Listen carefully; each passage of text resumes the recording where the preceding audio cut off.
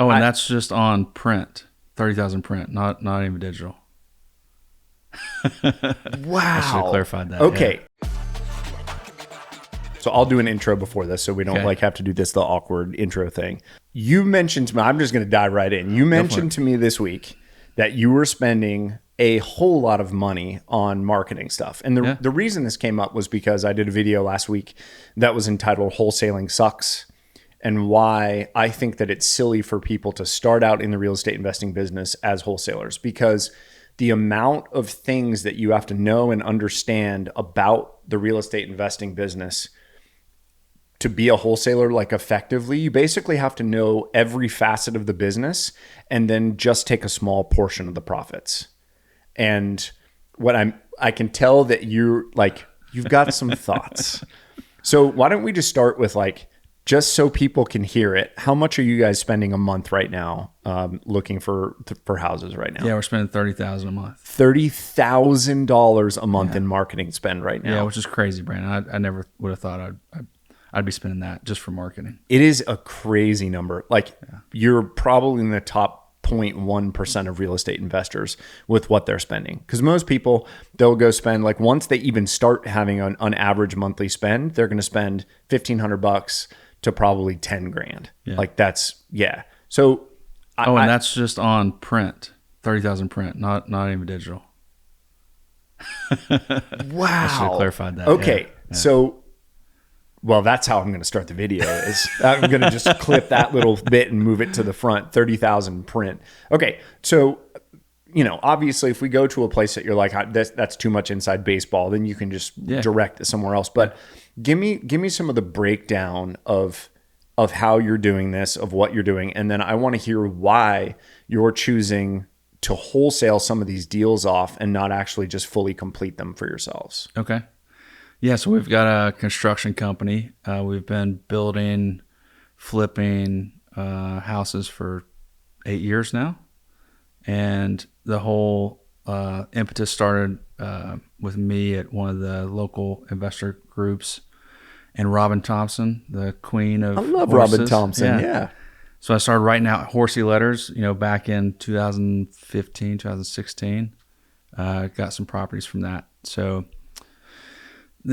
having kind of a vertical integration has always been our goal with a construction company. So being able to have the brokerage, the team that does the fix and flip, building new houses, doing rehab to rent, all of those things, having that sphere is, I think, allowed us to be dominant in that kind of space. So the piece that we weren't good at, and over the last few years we've refined, is the wholesaling piece. So we were trying to get deals for ourselves internally. That was the main goal. But then once we found the value in letting some stuff go and not trying to do everything, that's really where it clicked for us. So do what you're good at and outsource or sell the rest has allowed us to kind of refine our niche there. Okay. So this to me is the differentiator that I think we're going to get into, because what you're talking about is abundance. Yeah. And you're talking about a strategy that is born out of some form of abundance that you guys have created. And that abundance to me is an abundance of qualified leads. Yeah. Where to me, somebody who is brand new, those individual leads and those individual deals are so valuable because they're so far apart. But if you have created that abundance, so tell me more about that, and give me what I'm curious about is, when you decide to wholesale something off, why are you deciding to let that go and not complete that versus the projects that you're actually deciding are in whatever wheelhouse and you're actually going to see them all the way through? Yeah. So this is a piece that not a lot of investors talk about. So I'll kind of give you the secret calculation in terms of my mind, Brandon. Have you heard of TQM? Time, quality, money. Oh, okay. Yeah. Yeah. So a lot of people in construction think about things in that aspect. So, typically with that phrase, like time, quality, money, you can have two, but you can't have three. So quality's super important to us. And then there was a point in my life a couple years ago where time started to become more valuable than money to me. So when I look at a deal, I don't just look at the numbers in terms of financially. I also look at the time component. So inside Josh's calculator, I've got net profit and profit per day. So a lot of the decisions I make are profit per day versus net, if that makes sense. Yeah, it does make sense. Okay. And we'll go through one scenario there. I'll give you the actual numbers on it. Well, yeah, I think that now is probably a pretty good time to go into one of those examples, because again, and I want to hear, like, you've made certain things your wheelhouse, and I want to know why, but I think going through one of the individual deals will actually maybe give us a look into why. Yeah. So yeah, let's run one. And I'll put everything up on the screen, whatever we're going through. I'll make sure I'm listening through the audio and putting it up. So if you're listening to this podcast now, it'd be a decent time to pull over the car and look at the actual numbers that Josh is presenting. And it's also a good time to push the subscribe and like button. I don't ask for that enough, but genuinely, like, it's the only way we're going to grow this to reach people. And the goal is basically to help people achieve financial freedom. And I want people to be able to do what Josh and I are doing this afternoon, which is like having a casual lunch where a good buddy brought over Mexican food and we talked about lots of good stuff. And we're having like a positive effect on each other's lives while my wife is running around like a chicken with her head cut off doing errands. I'm just kidding about that part. She is doing that, but I'm just kidding. All right, nice. Let's do it. All right, so we actually closed on this one this morning, Brandon. This is a fresh deal. Off the press. All right, I like it. It's within 45 minutes of where we're at right now. I won't give the exact address, but we had a contract for a 4-bed, 1-bath, 1,800 square feet, under contract for $150,000. Okay, so this is a flip. This would be a rehab in theory, correct? So I never sign my name on a contract unless there's 3 options. Okay. I always have 3 options on every single deal I do. Okay. So for this one, I actually have 4 options, which is great because it makes me feel warm and fuzzy when there's a 4th one. All right. So option 1 was to wholesale it. Option 2 was to wholesale it, which means we take it down and we list it on the MLS. Option 3 was to fix and flip. And option 4 was to hold as a rental. Okay, and it worked for all 4 of those scenarios. We're in the negative on the rental, but it's like negative $2 per day, which isn't too bad. Okay. Is that, just out of curiosity, with the negative $2 per day, is that you calculating in getting money out from banks with like the current rates right now? Yeah. Okay, so it's a 6.6% rate. You can do a 30-year fixed on a commercial loan right now. Yep. As of last week, 6.6. Okay, interesting. All right. Yeah. So the wholesale version of this is basically you guys would close it. Would you clean it up at all? Yeah, clean it up. So you'd like do remove personal items. You'd maybe have it cleaned. Yep. If there's carpet, whatever, maybe you yank the carpet and replace the carpet, but like really minimal, small renovation. This is a strategy I think people miss a lot of the time. Because if you run the numbers, sometimes it doesn't make sense to go put 40 grand into something. You can literally go put in 3 and then turn it right back around, discount the retail price on the back end and make exactly the same amount of money, which is also what I feel like you're probably going to be getting to with some of these wholesale deals we're talking about. Okay. So this fit all 4 categories. Yep. So we actually had it under contract to sell to somebody. As a wholesale? As a wholesale. As a wholesale. Yeah. Okay. Buyer backed out last week. Oh, that's fun. So this is something we need to talk about, like, because if you're a new wholesaler, this is really important, and there's a lot of gray areas, but there's also like an integrity component here too. We want to open up that can of worms? Absolutely. Because if you're telling somebody that you're going to buy their house, and then what that really means is I'm going to have an end buyer that's going to buy your house, and that end buyer bails and then you bail. Like that's one of the reasons that wholesalers in some states are having legislation passed against them, because nobody wants to see grandma in a pinch. So every house we put a contract on, we have intent to close on that if we can't sell it to somebody else. Yeah. 100%. That's just an integrity thing for us. And in this situation, that actually happened. So our option number 1 was to wholesale it. We had it under contract for $150, had it contracted to an end buyer for 180. So we're going to make a $30,000 spread, and buyer backed out on Friday. But so. $30K spread, and presumably you were going to close it relatively quickly afterwards. You double close or some version thereof, close within a couple of days. Yep. So making $30K as a paperwork pop. Yeah. How much would you make if you were going to actually flip the entire house? Like do a full rehab, relist, the whole full meal deal. Sure. So that's option 3, our fix and flip. So we're in it for 152, 266 with closing costs, because now we had to take it down ourselves, right? So we have title insurance. We paid for both sides of closing, all of those things. So we're in it today, 152, 266. To fix and flip it, it takes 62,300.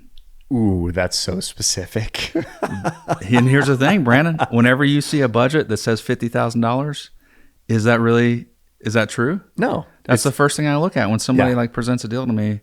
It doesn't always end in a 0. Yeah. 000. Like, yeah. Of course not. I'm just so not surprised. I'm surprised you didn't have it down to the penny, actually. I did, but actually, it was like, I'm going to be on here with him talking about .66 now. I'm just going to. I'm putting it in there. I'm changing it. That's hilarious. All right. You got to be specific, though. Well, yeah. I mean, if you're trying to estimate something really accurately, and that's in your wheelhouse to be able to do that, where you're literally taking the time to go in and analyze every different part of the house that needs the work, that's the way you're the safest. Yeah. Like, is for you to not just put a wet finger in the air and go, hey, it's about 50 grand. And then you're $12,366 over budget. Yeah. Yeah. And this is something, for guys that you lend to think about too. Now, don't make up the numbers, but always look at, is every line item end in 000? And banks look at this hard too, man. Like, we have a huge commercial lender. They look at our budgets and stuff we put together, like, oh, wow. They get it instantaneously. And then another piece with our construction company, we actually won a client because another builder put in X number of dollars, had a percentage calculation that just spit out for every single line item based on a percentage of the build cost. We gave them our 3-page budget that had every decimal, every single thing. It's just one of those things, like immediately you can tell if you have your numbers together or not. Of course. That makes total sense. Yeah. So on this one, our option 3 was a fix and flip, 62,300, with an exit price of 299, with 4 comps to support that exit. Okay. So net profit. Did you do the net profit calculation after? Of course you did. Well, okay. So let's run it. Let's hear what the magic would have been if you would have gone ahead and done a full flip with. It sounds like a really, like, that's a solid exit because of all the comps that you have in the area. That's not like Fred in 2022 sold one a mile and a half away, and that's probably what we're going to use. That's not that. So yeah, we really like the 3-month comps. We'll do comps up to 6 months. I think if it gets to spring of this year or last year, it's kind of it's good if it's an additional comp, but that's not our primary. Got it. So our net after 1% closing, 1% concession, 3% commission, and 0 in holding costs. And here's the key thing: we're the listing broker ourselves, so we're internalizing the commission there, and we're using our cash to hold the deal. So there is like a cash on cash return there. Yeah. I'm not talking through that right now. We're just assuming that as part of our net profit. Okay. So net profit is 69,484 as a fix and flip. So to sum it up, let's just round that up to 70,000, since I know you like round numbers so much. And then your net profit on the wholesale deal was going to be 30,000. Yep. So you would have had to go through a fairly tremendous amount of effort to renovate the house, and you would have made double plus a little bit.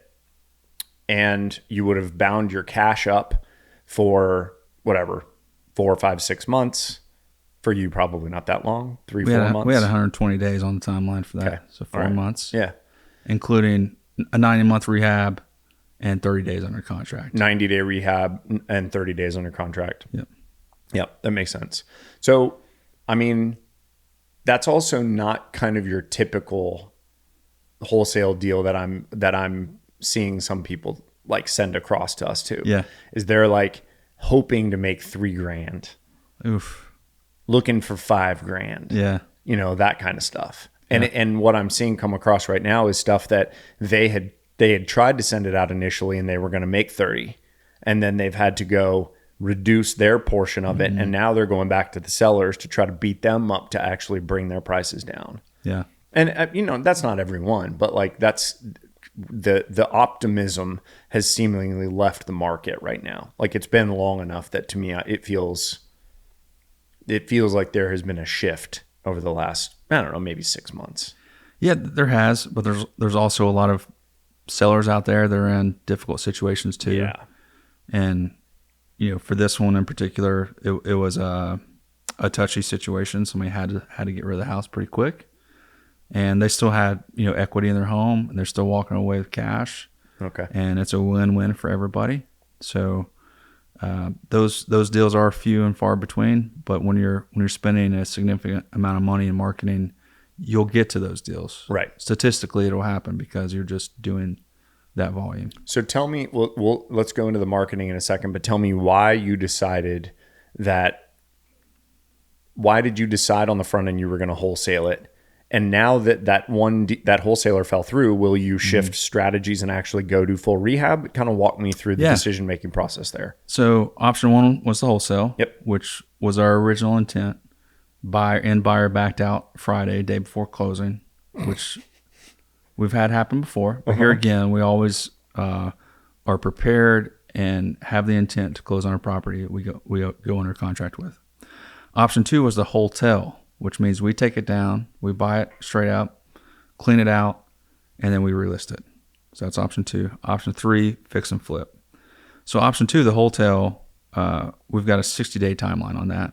Okay. So list it for 30 days, under contract for 30 days. Our net profit on that one was going to be, I'll round this out, $37,000. Okay. So 30 as a wholesale, 37 as a wholesale, 70 as a fix and flip. But when you look at profit per day, wholesale came out on top. So one day, 30,000. Wholesale came out at 613 per day. And then fix and flip came out at 579 per day. That's so interesting. That's such an interesting way to think about those metrics. Okay. Yeah. Okay. But here again, like if this was our first deal, time would not be a variable. Some of the first deals that we did, we were in there cleaning it out ourselves. Yeah. We were throwing stuff into dumpsters. So your time versus money equation changes as you kind of go down this path. And like I was saying, the abundance of leads, because those really great deals, because that's a great deal. So initially, those really great meaty deals that would genuinely like pay your salary for an entire year if you go do the full flip versus this buys me 4 or 5 months if I just wholesale this thing off. Yeah. That's the equation to me when you're in the beginning. Whereas where you are, again, running $30K a month in marketing. Yeah. And then there's the time, quality, money component. So for these types of scenarios, quality, how do you measure quality? So in my mind, I kind of replace quality with risk. So I look at these also in terms of a high, medium, or low. So the wholesale, not risk, confidence. Wholesale, we had a high confidence so we could wholesale it. Okay. So that was up there. Yeah. So that was part of the decision-making process to wholesale the deal. Fix and flip it as a medium. We know we can be in, be out, changes in markets. We're going to be in kind of Christmas time. It's going to maybe sit for a little bit. That's why we gave it a medium. Okay. And then on the wholesale side, it's a medium also because we know we can be in, be out pretty quick. And the backup strategy to the wholesale, if it doesn't work in 60 days, we'll just take it down and fix and flip it. Right. So we'll go down this path of all 4 scenarios until one doesn't work. That makes sense. And you're tying those to time. Yeah. So it's not an emotional decision either of like, we're feeling really squeezed because we've got whatever these holding costs that, that we're having to pay. So yeah, that's interesting. The other thing that's you're always so intentional about the way you're making your decisions in business like this. I feel like you take it back to first principles a lot more than most people do. Like it's the same reason that you're able to put a construction budget that goes down to the penny is the same reason that you would say, not only are we going to figure out the different ways that this could be sold, but we're going to figure out the likelihood of which these scenarios will work, the confidence that we have. And then we're also going to use a metric that I've never even heard of, which is not heard of, but like it being such a strong factor is the profit per day. Yeah. That's very interesting. Yeah. I'm somewhat lazy, Brandon. Like I wish you would stop saying that because it's not true. No, his toes right now are destroyed because he just went running through the Grand Canyon with a bunch of dudes. Like he has no toes. Not lazy. I guess the effort I want to get involved in something. Yeah. I have resistance there for some reason, okay. Right?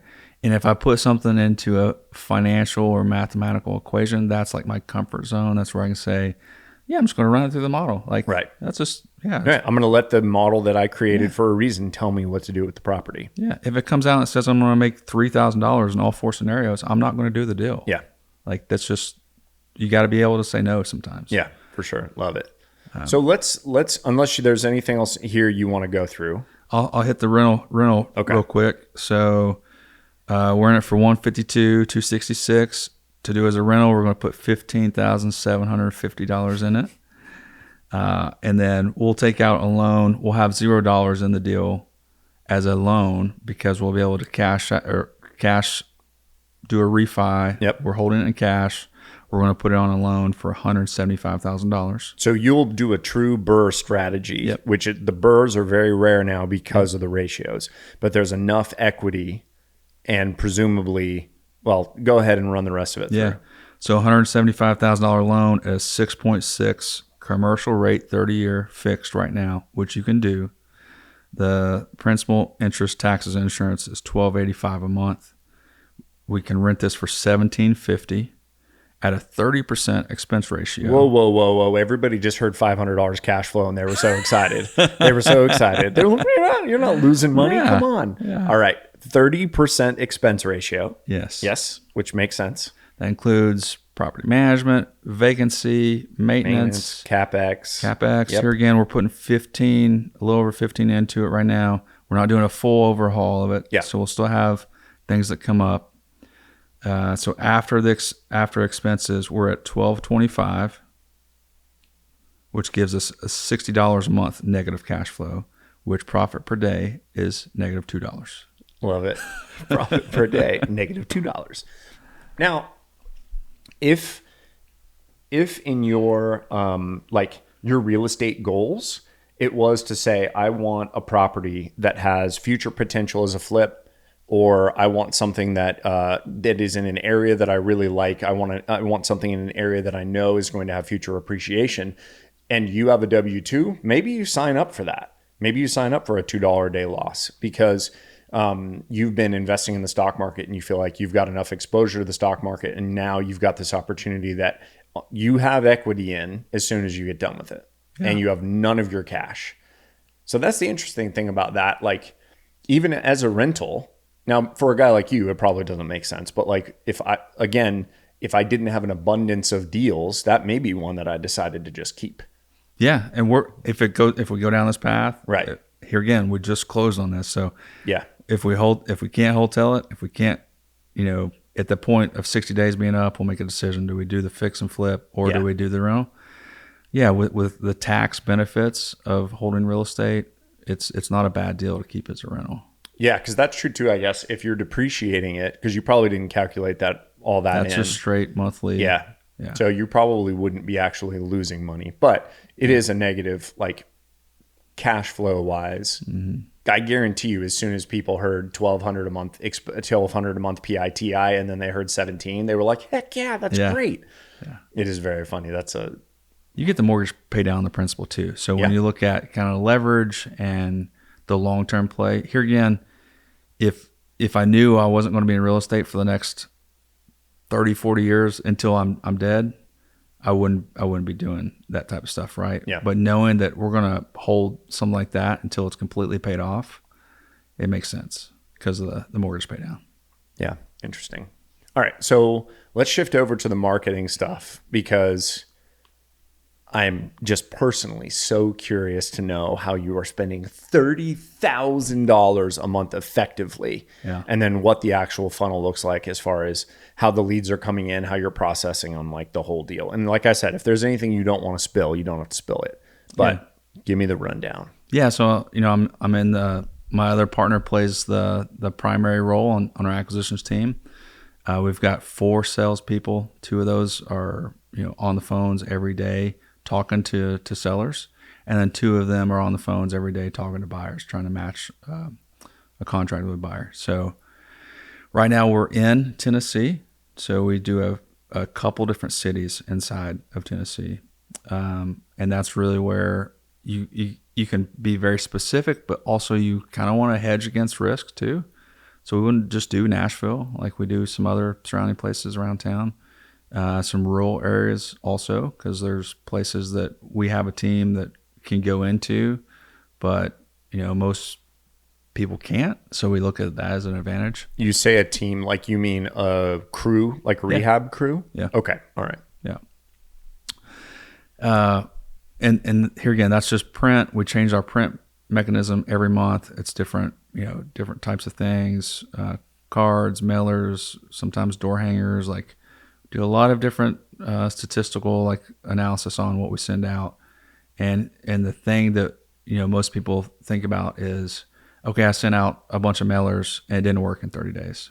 Well, that's typically, it's not going to work in 30 days because there's, I think Grant Cardone says 80% of the sale is on the 5th touch of the customer or something like that. Same thing with wholesaling. And interesting enough, there was one of the first years I was doing this, it was year 2. I had a seller I got a hold of, went and on his couch, he said, "Here's the 12 mailers you've sent me." Oh, wow. Yeah. And literally he said, "I'm picking you to buy my house because you sent me the most amount of mail. You sent me 12 mailers. You can buy my house." If you sent me 12 pieces of mail, which by the way, I am on the Suburban Cowboys list. I get it. I get it for multiple properties and I love it. I think it's hilarious. Every time I open it, I'm like, ha ha ha, look at that. That's so cool. I have multiple investor friends that will tell me stories about the reason that they keep some sort of contact info the same, like their email address or their website or their phone number, and have for a long, long, long time, because they'll still get calls from somebody who, mom died, I was going through her mail and I found a postcard that you had sent her wanting to buy this house. Are you still interested? It was 8 years ago. Wow. And I've heard that story multiple times, that kind of thing. So that's another interesting tidbit is just making sure if you create this stuff and you're investing in mailers, making sure that you actually are keeping whatever your Google voicemail or whatever the thing is, that specific type of contact, that you actually maintain it. Yeah. Yeah. All right. So continue. Yeah, we have different phone numbers set up for different type of things. So a Ring Central is one of the platforms you can use. So you can tie a phone number to a QR code. You have it printed wherever. So you can really look at the data on that. That's something. And the reason you're doing that is so that you can actually track where you're getting the results from. Yep. Okay, that makes sense. So if you send out door hangers, that'll have a separate phone number or QR code. And then if you're sending out postcards, it'll be different so that postcards this month were more effective. Yep, that kind of absolutely. thing. Okay, that makes sense. If you have any signage, if you do anything like that, different phone number there too. So, and you can even have that in different locations. So each city, with each sign, you could have a different phone number or QR code. It can get a little complicated. I would caution on going overboard with it. Try to keep things, 5 or 6, I think is the magic number for us. Okay. So we send out every month. We're continuing to increase our budget every single month. So next month it might be $35K. But over the last year or so, we've gotten to the spot where we're at. And right now with 4 full-time people, that's kind of what's supporting that. I like the 4-person setup. If somebody leaves, you still have other people that can jump in, right? Yep. And sales and acquisitions it's a difficult game. People get burned out a lot. It's tough. You got to be able to sift through a lot of people that are mad or angry or keep saying no. But if you have the right people skills and you're able to have conversations, you can get through that. Yeah, I think that's another another part of the business that if you are good at basically fostering the environment for people that are good at sales, and you're good at picking those people, and you can create that kind of bullpen mentality that I think it takes to have people that really enjoy that type of adversarial, high competition type job. And you're good at finding that and fostering that. Like The Wolf of Wall Street is kind of one of those movies where you watch that, and Leonardo DiCaprio's character was such a good leader for that crew of like degenerates, but they crushed because they were led by somebody who, in my opinion, was like super plugged in, and they believed in him, and he created an environment that really played into technically like the worst parts of those people. And I know that's not what you're doing, but what I'm saying is, with the right kind of leadership, you can create that, but it's very hard. I think it's one of the hardest, if not the hardest part of the business to basically find and foster, because there is so much turnover inside of that you almost have to just get used to that idea of like, this is a bit of a meat grinder that I have to operate, and I'm just going to get used to doing that. People come in, people go out. I'm training new people all the time, that kind of thing. I mean, is that maybe I'm wrong. I'm just seeing it with another buddy of mine who's working up in Clarksville, and he's starting a roofing company, and listening to the stories that he's talking about, where he's trying to find people that can go door to door, and they're super excited for 2 days and then they quit. Yeah. And like, that's what he's finding just consistently is, yeah. It sucks, Brandon. Okay, Just being honest, man. Like, yeah. It really is tough. Sales is, it's something I'm not naturally good at. I have to like work on it. But if you take sales and you try to compartmentalize it into the lowest level of activity, that's how we look at things. And with our roofing business, we do the same thing. We've gone through 30 plus sales reps in the roofing business, which is crazy. Like, it's time, it's energy, it's high touch. We get these people in, they leave 30 days later. Like, and roofing sales even I think is even tougher than wholesaling, because it takes a certain type of person that's willing to go knock on a door versus answer or talk to somebody on the phone. Right. But we've compartmentalized that process into the lowest level, which is not even people knock on the door now. Now it's paying somebody $350 a week to go hang up 500 door hangers. Just don't talk to anybody. You can be introverted. Go hang up the door hanger. And statistically, we know we're going to get roughly 2% people to call us on those door hangers. And then from that, we know what our percentage rate is to close. So that's where we've taken a tough, sticky problem that we had in terms of salespeople, bulleted down to the lowest common denominator. Now anybody can do that, right? Like, you could go hang up 500 door hangers, and right, if that's not, doesn't feel uncomfortable. If you say, I'm not expected to ring the doorbell, right, and to talk to people, and to potentially, like all those like negative kind of when you were literally saying that, I was like, oh, that's so much easier. Yeah. So that's interesting that the shift. Okay. The shift is, now you're just going to put door knockers on. You're not expected to actually knock the door. We're just going to be receptive for people calling in. And that probably allows you to put a crap ton more door hangers out. Yeah. Because you'll keep people. Yeah. Instead of somebody going and driving for Uber Eats, they can come door hang for you. Yeah. And the cool thing about that is we can be neighborhood specific. We can be weather event specific. Right. We can be, time of the year. Like, we can gauge and we can pick and choose when we want somebody to hear our name. And it's all numbers at that point. Right. Yeah. So, have you tried door knockers for like the house wholesaling stuff at all? No. Okay. No, I'd just be curious about that. Like, if you're picking neighborhoods that are a certain age, or there are entire neighborhoods that you'll drive through, and they have like spotty, decent houses, but like in general, kind of there's a general tiredness to the neighborhood. I don't know. I mean, it's not a strategy that I've really heard of people employ. I'm sure there's a reason, but. Yeah, and on that one in particular, Brandon, we send out postcards on the roofing company. So we do direct mail for roofing replacements. But we found that the door hanger it's just a different thing. If it's in the mail with a bunch of other mail, it's easy to throw it away. If it's a door hanger, you have to physically take one hand, open the door, take the other hand, and pull it off there. And typically, whenever you pull it off there, you're looking at something. You're right? looking at it 100%. So, absolutely. See, but that's why I wonder with the wholesaling stuff, like, could you train one of your people, or could you train the people that are out wholesaling and just be like, hey, if you see, if the house looks, you know, and you would do it, if it looks exponentially crappier than the rest of the houses in the neighborhood, throw this one on there. Yeah. I don't know. That's, yeah. No, we do have some generic cards, postcards that I do keep in the vehicle. So if I'm, you know, driving through certain neighborhoods and I see a house that shows a sign of need, classified that way. If the yard is, you know, 2 feet high. That's such a nice way of saying that compared to the way I said it. Or if there's like, you know, mail stuffing out of the box, like there's something going on there, then we do that. But that's a good thought. I might start doing some door hangers for buying houses. You're welcome. You're welcome. I'll give you that one for free. All right. So, all right. So capacity wise, it sounded like the limiting factor to you spending $30K and not spending $100 is maybe the team, those 4 people that you're talking about, the 2 that were dealing with sellers and the 2 that were dealing with buyers. Yeah. Is that correct? Yeah, it is. So let's say we double our marketing spend. We would anticipate in 3 months from now, if we're spending $60K, we probably need to have 6 people. Okay.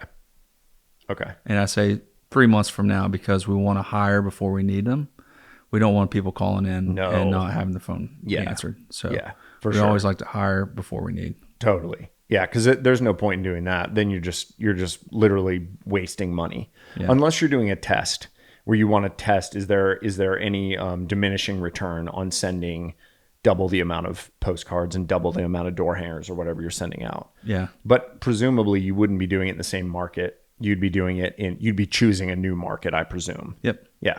Yeah. That makes sense. We have our folks assigned to certain markets. Okay. And we found that works better because they kind of have an idea, a feel of it, especially on a disposition side. You typically have an end buyer that's playing in that same market, and you have that relationship, that connection you're constantly sending deals to. I'm surprised you have to have a person or 2 people on the team for that side of it. Yeah. So that's why we've compartmentalized it. So here again, if you're a new wholesaler, you're going to be doing all of this yourself. Right. And there's so much context switching. So if you're having to create material, send out material, answer phones, walk a house, identify end buyers, have relationships and stay in contact with those end buyers, like there's a lot there. And you can do it. I mean, you can do it as a single person, but if you're thinking about doing it as a business, you got to think about what are the team members, the resources, the lowest level of compartmentalization you can do. And that's where we've split the inbound versus the outbound. That makes sense. And the like rundown that you just did of those 8 different facets are literally exactly why I said I don't understand why people start with wholesaling. I wouldn't. You wouldn't? No, not at all. Brilliant. No, it's always affirming because I feel like it's affirming when a person that I view as intelligent and like a good business person is saying the same thing that I feel like, where for whatever reason you agree with me, which I appreciate. We don't even have to go into it. I just no. Tell me why you think that as well. That you think that wholesaling is not a great way to start inside of a real estate investing business. Yeah. So I think there's a lot of let's talk real estate specific. So in real estate specific, I don't. Regardless of how long you've been in it for, I think the key differentiators between those who are successful and those who are not successful is knowledge. And knowledge being knowledge of the area, knowledge of how to estimate rehab expenses, knowledge of, personality styles with sellers, knowledge of end buyers. Are they going to close on time? Are they actually going to close? And you can gain that knowledge through relationships, or you can gain that knowledge through hard knocks, whatever you call it. The knowledge gap between starting from zero to being a successful wholesaler is so huge. There's so much knowledge you got to figure out and you got to know that the risk isn't worth it. Wow. It's not worth it to make $5K on a deal when you have to learn all of those things first to be successful at it. So then you think about the other ways of that you had on your list of wholesaling of flipping, of renting, are you still just saying you should get into real estate investing, or if you're interested in it, but you just shouldn't wholesale? Yeah. Like you should pick one of these other things. Yeah. Okay. Yeah. If I had to start from scratch, I would go to somebody in our circle and say, hey, I want to come. I want to tag along. Can I do X, Y, or Z for you 40, 50 hours a week? I'll sit beside you in the car and I'll take notes and I'll be your admin assistant for 6 months and get paid $0. I would do that in a heartbeat because you're getting paid, not financially, but you're getting paid the knowledge. And that knowledge is the gap you got to overcome in order to be successful. So taking notes, writing everything down, like being around the people that are doing it, that's more important than trying to figure out on your own. And I mean, honestly, it's the success rate of being a good wholesaler right now. It's pretty low. Yeah, for sure. That's it. Yeah. I think if you can find someone that will let you ride next to them in the car for free, then that's for sure a benefit. I got to be honest. If I get a DM and they're like, I want to be, I won't do it.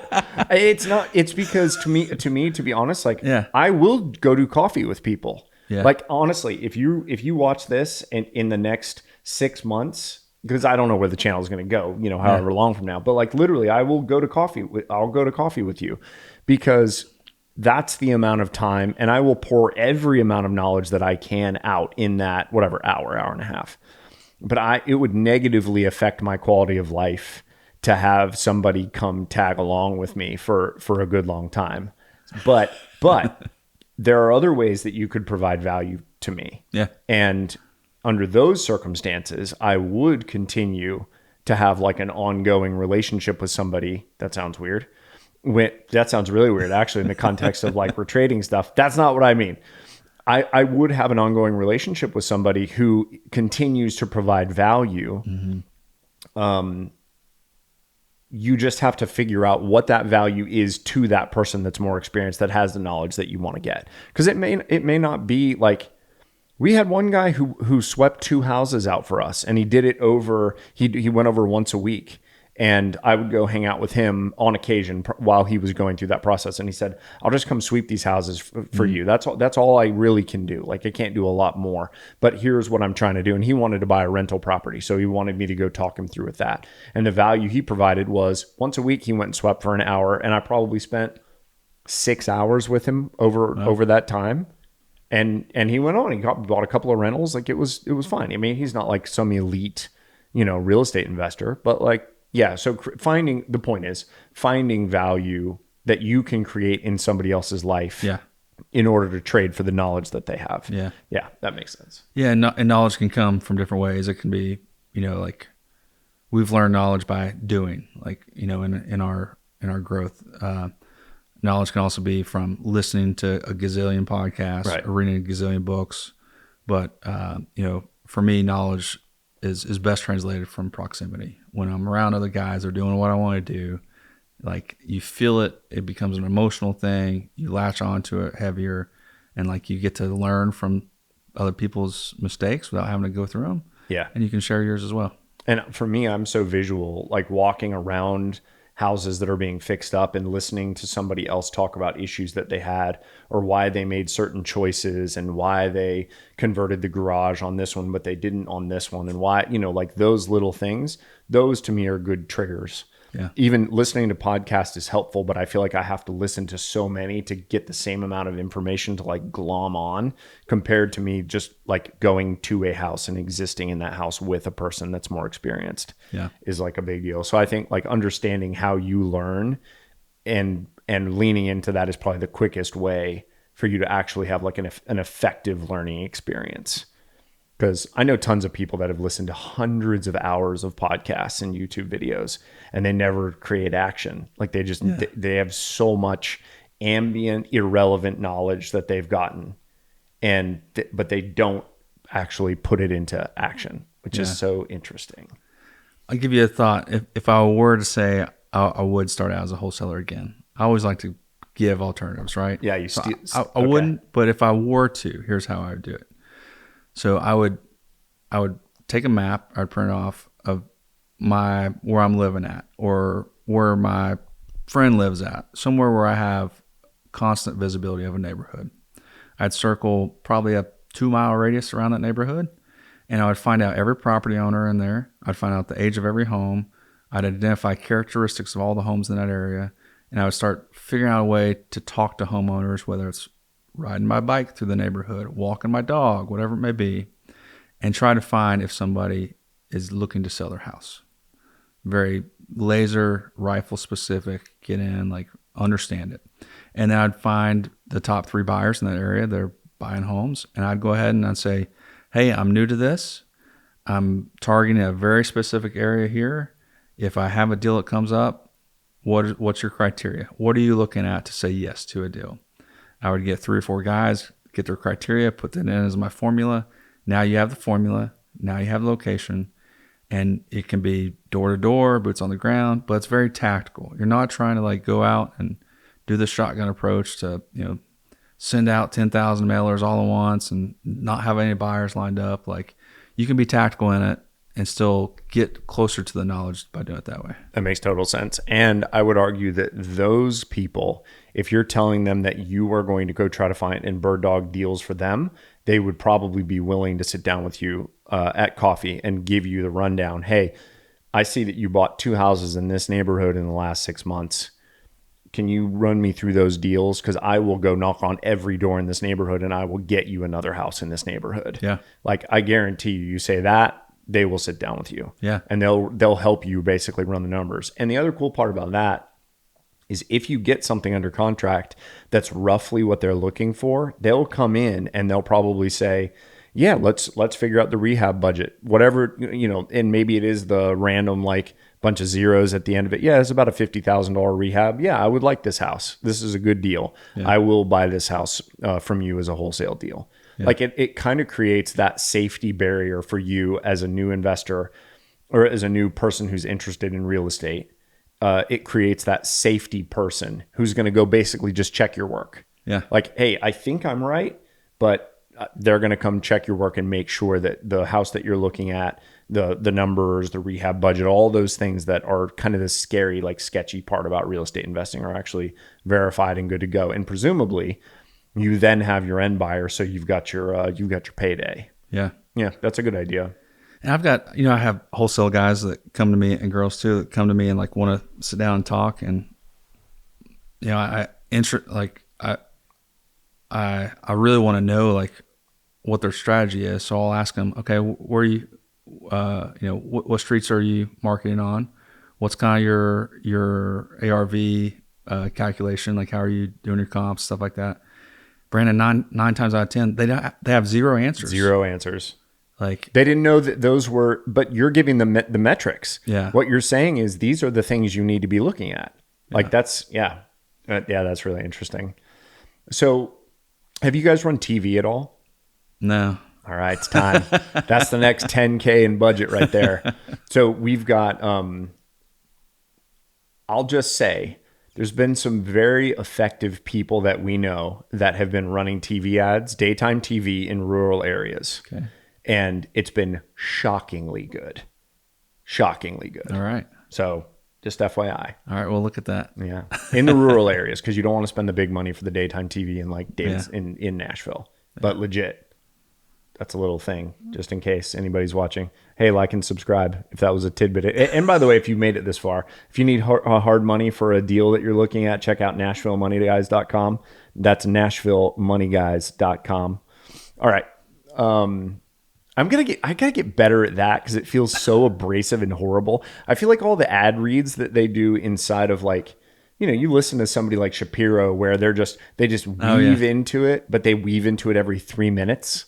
That's what I need to do. But you're providing a lot of value, man. Like stuff you do on your podcast. It really is significant. So I hope so. I hope that we are. And I so appreciate you being willing to come over here and sit down. And like you and I have a friendship, but obviously you've been willing to give so much.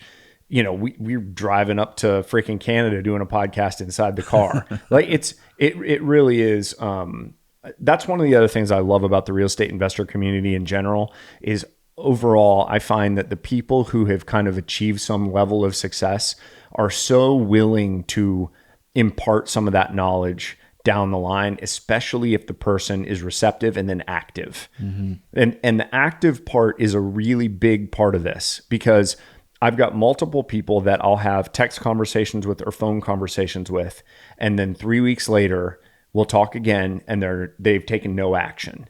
And that, as a person who is in my position, I'm just like, you don't need to text me back in 3 weeks. Like, why? Until you've done this thing, who cares? And that doesn't mean I don't love you, but you don't need to text me back about that. Like, send me a picture of your kids at baseball. That's cool.